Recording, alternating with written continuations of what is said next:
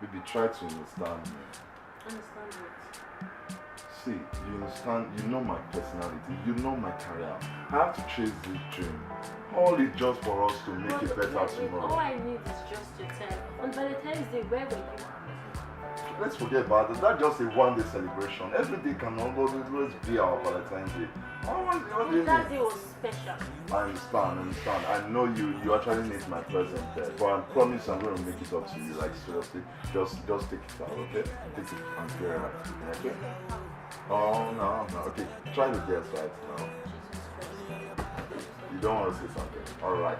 In case you don't know, as I'm talking to you right now, I just got a VIP ticket for you for one of the biggest shows happening live and direct in Benin City, March 12th. It's no other show than Laughter Arena with fred9ice. Wow, we have a lot of celebrities coming down to Benin to shut down the show. I really know this If you are guy, not there, guy. okay, you heard about the show before. Yes. Yeah. So we're going to be there live and direct. We're going to enjoy ourselves, and I'm going to spend money like never before. I'm going to spend money like. Even if, thank you very much, thank you.